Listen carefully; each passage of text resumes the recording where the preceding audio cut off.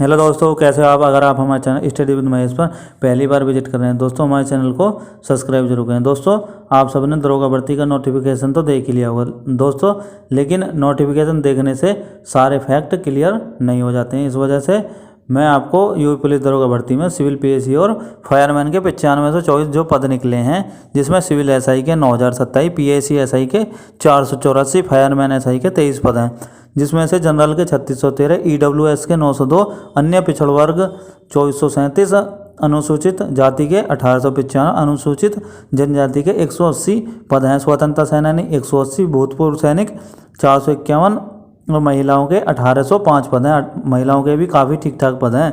PAC में general 194, EWS 48, अन्य पिछड़ा वर्ग के 131, एससी के 101, अनुसूचित जनजाति के 10 पद हैं। वहीं स्वतंत्रता सेनानी के 10 और भूतपूर्व सैनिक के भी 24 पद हैं।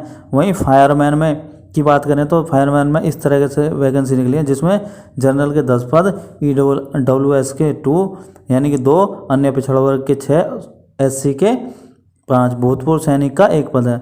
दोस्तों, आवेदन आपके 1 अप्रैल 2021 से प्रारंभ हो जाएंगे। वहीं अंतिम तिथि इसकी 30 अप्रैल 2021 होगी। ईडब्ल्यूएस का मतलब यहाँ पर दोस्तों आर्थिक रूप से जो कमज़ोर वर्ग हैं उनके लिए स्पेशल जो बनाई गई है इस बार कैटेगरी, वो है ये। अगर दोस्तों आपने ये वीडियो देख लिया तो आपको किसी भी वीडियो को देखने की ज़रूरत नहीं पड़ेगी, क्योंकि इसी वीडियो में दोस्तों सारे डाउट आपके क्लियर हो जाएंगे। सभी अभ्यर्थियों के लिए इसकी फीस 400 रुपये रखी गई है। अब एलिजिबिलिटी की बात करें तो सिविल और पीएसी अभ्यर्थियों के लिए शैक्षिक योग्यता ग्रेजुएशन है, मतलब इंटर से ऊपर किसी भी मान्यता प्राप्त बोर्ड से आपका 3 साल का कोई भी कोर्स चल जाएगा, समकक्ष उसी को बोलते हैं। लेकिन फायरमैन एसआई के लिए साइंस यानी बीएससी या कोई समकक्ष स्नातक, वो भी साइंस से वही एलिजिबल है।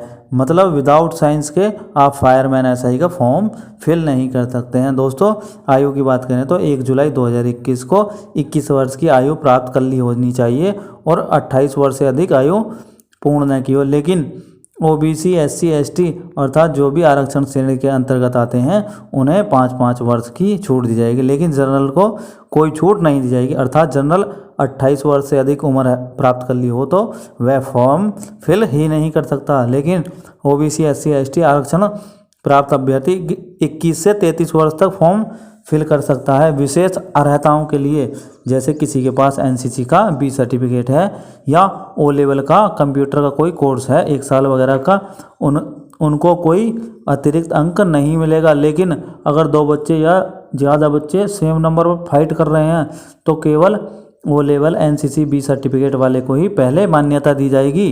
परीक्षा इसके लिए दोस्तों ऑनलाइन आवेदन होगा, मतलब ऑनलाइन परीक्षा होगी और 2 घंटे परीक्षा की अवधि होगी। परीक्षा में सामान्य हिंदी 100 अंक, मूल विधि, संविधान, सामान्य ज्ञान ये सारे मिलाकर 100 अंक, रीजनिंग 100 अंक, मैथ भी 100 अंक में आएंगे।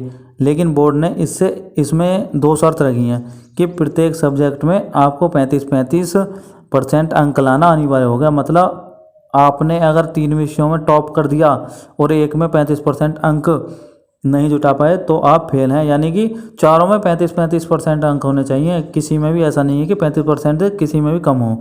अब एक और शर्त है, ये एग्ज़ाम 400 नंबर का होगा।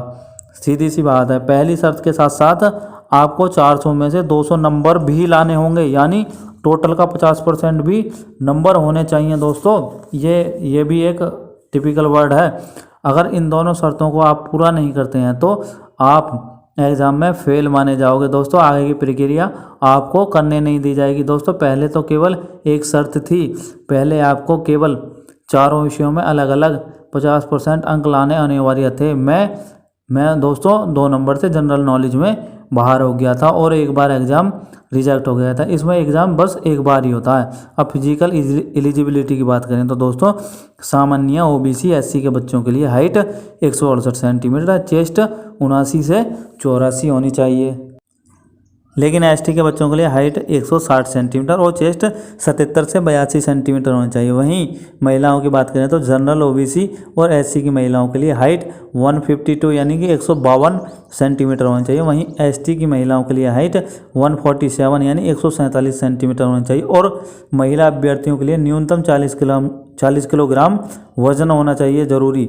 अगर डॉक्यूमेंट की बात करें तो दोस्तों मूल निवास आपका फॉर्म भरने से पहले का होना चाहिए, लेकिन पिछड़ा वर्ग यानी ओबीसी के लिए जाति प्रमाण पत्र 1 अप्रैल 2020 या उसके बाद का हो, लेकिन आवेदन की अंतिम तिथि यानी 30 अप्रैल 2021 तक का होना चाहिए। मतलब इन दोनों तिथियों के बीच का होना चाहिए। आपको ये जो महीना दिया गया है ना, बीच का टाइम जो दिया गया, आपको इसी दौरान सारे डॉक्यूमेंट कंप्लीट कराने हैं। किसी का मतलब जाति प्रमाण पत्र नहीं है, किसी का मूल निवास नहीं है, तो वो बनवा लें टाइम से।